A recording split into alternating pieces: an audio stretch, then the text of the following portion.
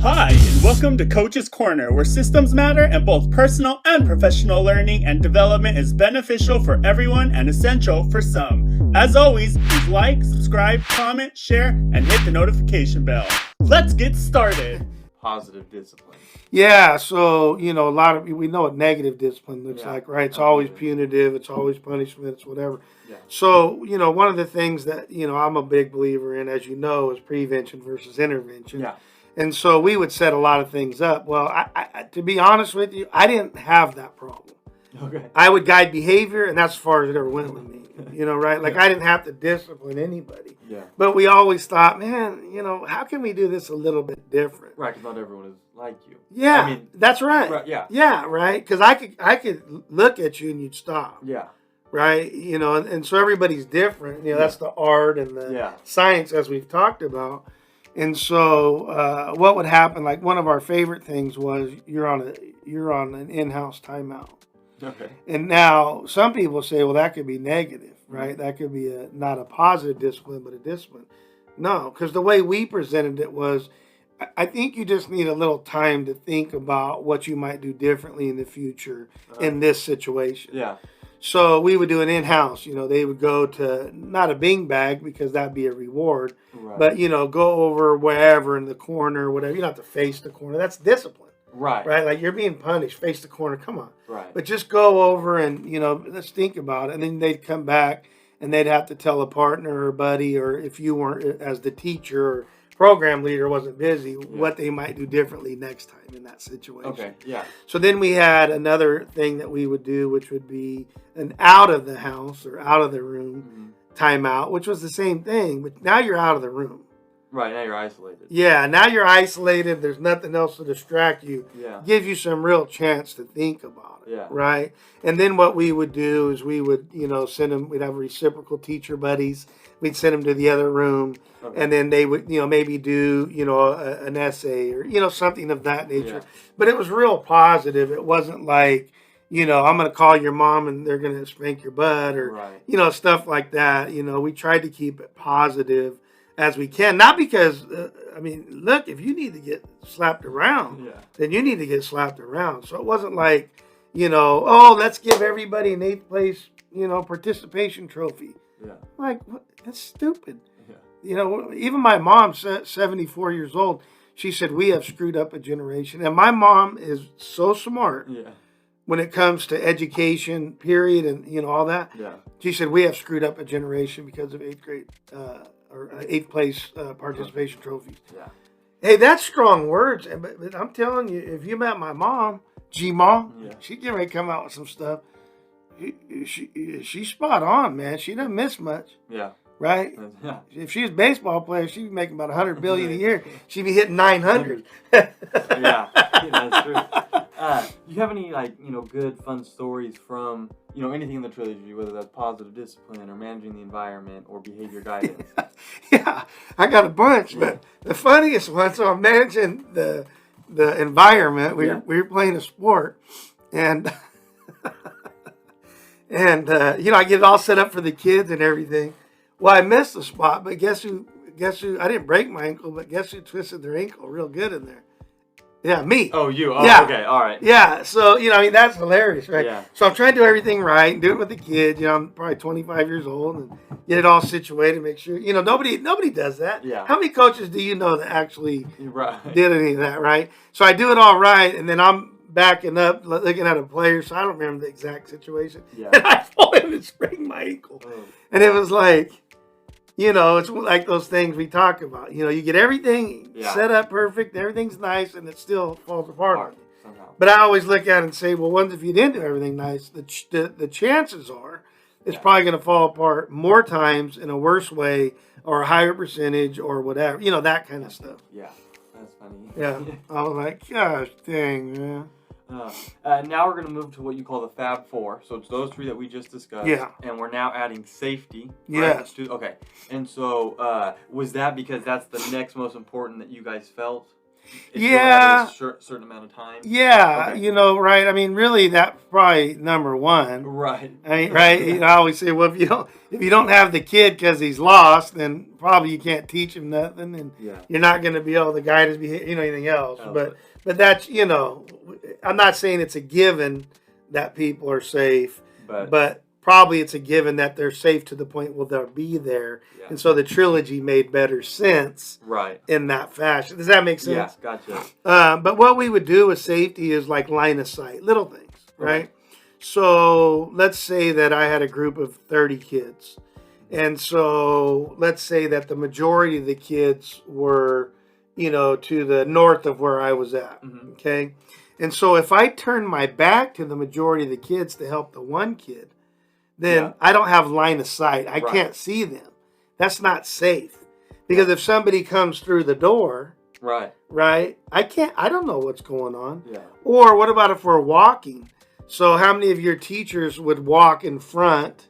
All of them. Or not all, but yeah, most of them walk in front, and whatever you're doing behind. Some would maybe even walk in the back, which was better. Right? Or we would tell people that they could walk backwards. But as long as you can see the kids, now you got to be careful because you can, hurt yourself.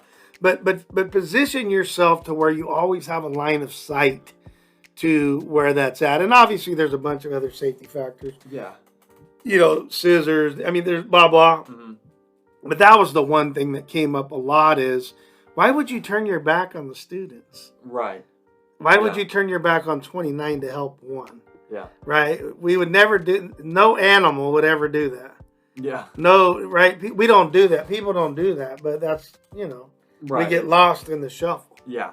And so kind of interesting. Both managing the environment and safety kind of run hand in glove, or shoe and foot, and that's something you probably do at all times, from opening to, or from pre-open to close, to keep the kids safe. Is that true? Yeah, so I think also what you're talking about is informally and formally. Yeah. Right? So informally, of course, right? So as I've told you many times, I read the room. Yeah. Well, we teach them to read the room or the outside or whatever. I mean, we consulted in some pretty crazy areas, South Central and different stuff like that. Yeah. And I mean, we've had situations to where we barely got everybody safe because of pit bulls, and we were on it. Right. And they were chasing us down, but we always tried to have our prevention strategy. How do we do this? How do we do this in an orderly fashion where we all get to be safe, not where just the one guy gets to be safe and he's knocked over 7. And, how do we do that? Or we've had, many a time where we had a complete lockdown situation because there was a shooter on campus. Yeah. So when you're talking, I mean, there's safety. Right. Right? Like, hey, don't, cut your finger on the, the paper. Yeah. And then there's like safety, right? So when you take a look at all of those things, it puts it in the forefront of your mind formally, but also informally, we're saying, hey, always be on the lookout. Walking down the halls, right? I mean, I used to tell them before I ever, like in the, let's say, in the pre-opening, as I'm driving there, I'm looking around for dogs or parents that are fighting, or I don't know. Right. Anything. Yeah, anything can happen. Yeah, I'm scanning the area, just like I would do anywhere. A lot of people do that. I think especially a lot of males, because we're in our caveman era. Of got to be protective and rah, all that stuff. Yeah. And so I don't know if I said that originally, but that was what you guys called the Fab Four. Yes. And then now we move into the Fantastic Five. Yeah. So it's those 4 with now professionalism. Yes. At number 5. Yeah. Okay. And so we said, that's kind of the start of the day. That's that Mickey Mouse situation. Yeah. That's dressing, because, they used to have the lanyards with, their face on there and stuff. Now it's even more, complex or better security or whatever. Yeah. I know when I go to consult, I got to whip out my driver's license. We used to be able to walk through the back, right. Yeah. But, life's changing and our society's changing. But yeah, just being professional, having a good attitude, dressing, the correct spot. We used to talk to people as you're walking up, say hi to people. Hey, how's it going, principal? Because, they're all nervous and whatnot. Like, don't do that. Like, hey, Joe, the janitor, Hey, Sally, the secretary. Hey, Timmy, the teacher. Hey, right? Or what's up? Or, something. Yeah, do something so that, I used to tell, like we've talked about, yeah, you get more bees with honey, but on top of that, if you do something wrong and you mess up, and these people like you because you've said hi, or gave them an M&M or whatever it is, when you mess up something, you have a better chance that they're going to have your back than if you don't do those things. So just be professional, across the board. And we think that's extremely helpful. And if you do those 5 things, now we're at like 85%. Right. Now this is maybe going to sound funny, or maybe it won't sound funny, but obviously everyone has bad days. Yeah. No matter if you're 8 years old. Except for Mickey Mouse. Except for Mickey Mouse. And maybe he does, but he won't show you. Yeah. And so I'm assuming that over the years that you did this, you ran into an adult that wasn't being professional. They had their Mickey Mouse on. Yeah. So did you positive discipline, or did you do the behavior guidance in the way? Okay. Same way, right? Way. Doesn't matter whether it's right. Yeah. So it's just like I say with a 1 and 2 year old as they're starting to walk. No. See what most parents do. Let's say the table's in the living room, and you've got the magazine rack, and you got a couple candles and a couple other decorative items. Yeah. And little baby Sally's coming over, and they either take them all off, or they move them to the middle so she can't reach them. Don't do that. Mm-hmm. Is life going to do that for you? Right? So when you're out there driving a car, is everybody going to get off the road for you? I wish. Yeah, right. Yeah, right. But so we're teaching them to say redirect, because most people, not only do they not do that, or they do that, then they do the worst thing. They say no 500 times. Right. And it's like, no, redirect your kid to the Legos, or to what you're wanting them to do, their sippy cup, or whatever the case may be. Redirect them, but you got to leave life the way that it is and teach them to conform. Yeah. I know my kids, not you, but my kids used to come home, after 6th grade. Well, they're starting to change that now, and even back when you were a kid. Mm-hmm. Back in the day, as an elementary student, you had one teacher the whole day. Yeah. And then later on, you found out, then they'd go, oh, well, you guys go over here for math, and this lady will do the English language arts. Or, a lot of the people that didn't want to do PE, you do PE and we'll do these. Yeah. Well, back in the day, it wasn't like that, right? So, and I think, out of all the things that the K-12 system has not got correct, that was one of those things that said, hey, find somebody that can really care about the kids and love on them, and so on and so forth. Yeah. But then all of a sudden you get to junior high. Now you got 8 teachers. Yeah, you got 8 teachers. And so my kids would come home and be like, yeah, well, man, Mr. Whatever's a jerk. I go, good. He go, what do you mean good? He's a jerk. Dude, do you think you're going to meet jerks in your life? Right. Yeah, well, good. Now you'll know how to deal with them. If you never met a jerk and you only had somebody that always loved you and always cared for you and always, guess what? You're gonna be screwed up one of these days. Yeah. It's gonna bite you in the butt. So I said, well, this lady's too hyper. Good. Well, this lady's subdued. Well, good. Well, right. We want you to have different personalities. Now, I don't know if the K-12 education system did that on purpose, but I think that's one thing that they did get right. Right? Because a lot of things they didn't, like grouping you because of age, not based off ability. That was not smart. Yeah. Right? That doesn't help anybody. Yeah. So, but yeah, hopefully that answered your question. Yeah, it did. And so, well, there was the second part. What was your go-to when, was it during the pre-opening that you would say, hey, I noticed that you're not, in the best moods right now. Let's turn it around. Yeah. So where did that come along? Yeah, so you just redirected me. There you go. So I like that way you said that too, because it made me think of 2 things, both and. Mm-hmm. Sometimes we would redirect in the moment, and sometimes we would bring them in and talk about it. Okay. And it's like what I say with, I always use the analogy about the kid going in the street. Yeah. And the kid that's playing in the tree that might fall out and break his arm. Mm-hmm. If he's going in the street, that's death. So get on him right now. Yeah. So if we thought it was death, so to speak, then we would say something right there, like a safety thing or something. Okay. Like, hey, If not, we'd bring him aside, like the kid that falls out of the tree and breaks his arm. Everything. Oh, that's terrible. But natural consequences is one of the greatest teachers. So we would bring them in and we would talk to them. Hey, and then obviously we were trying to prevent everything by giving them good training before beforehand. So then we can plug them back into that. Hey, remember that training that we had about behavior guidance, and we said we don't stop doing blah, blah, blah. We walk up by the kid. Let's try that. Let's try the proximity, Okay. You know what I mean? Yeah, absolutely. So, but we would do both and all the above. Yeah, okay. We're always teaching. Gotcha.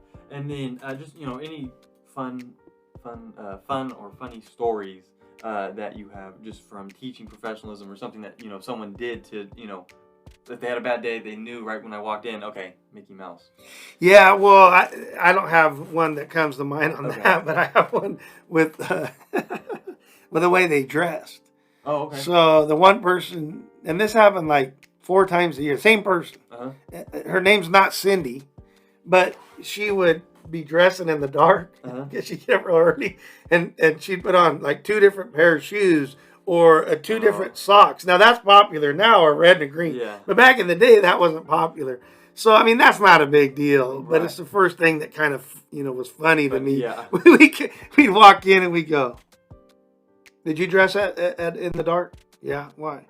"Well, I don't know. Have you looked at your socks or your shoes or whatever?" And so that was fun. Yeah. And especially with her, because she had like 20 different pair of Crocs, the exact same Crocs with 20 different colors. Right. So it was like she was a little ahead of her time.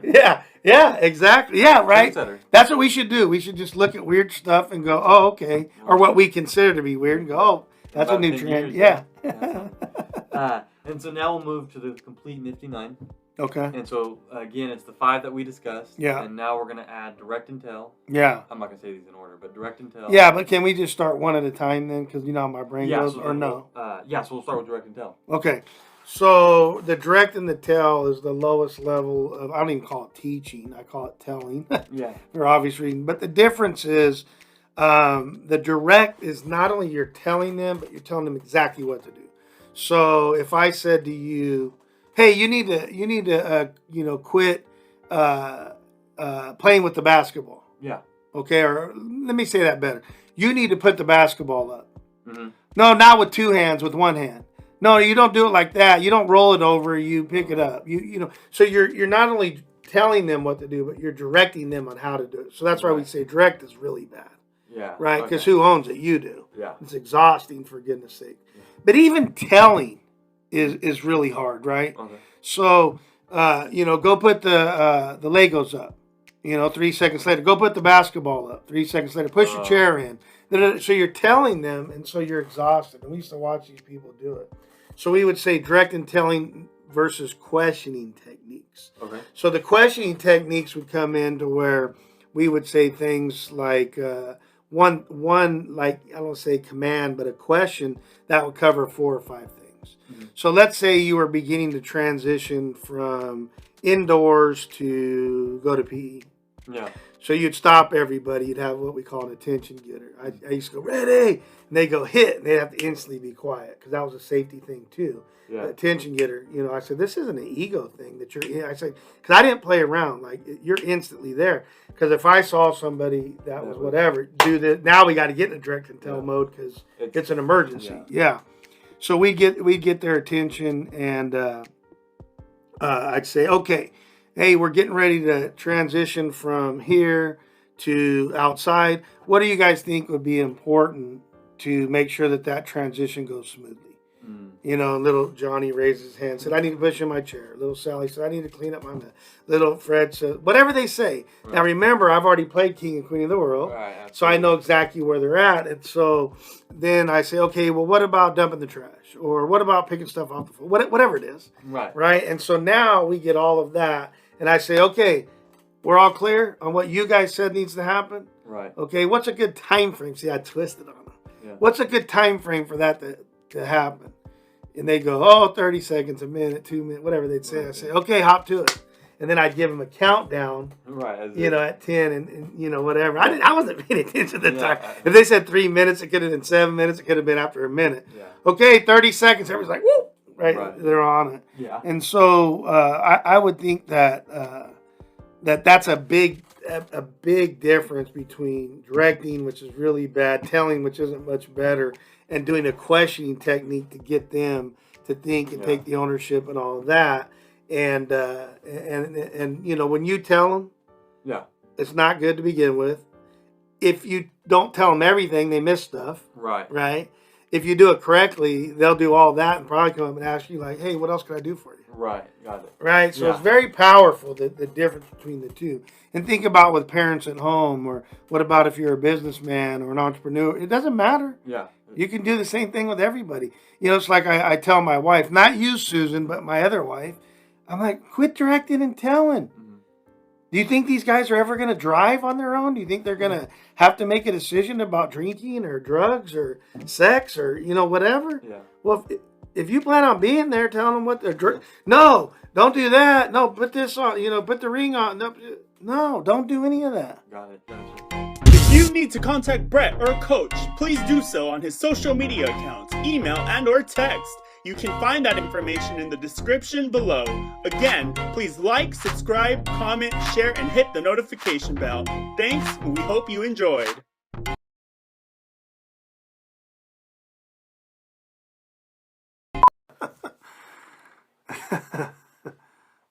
I'm going to be saying today, huh? Yeah. Huh?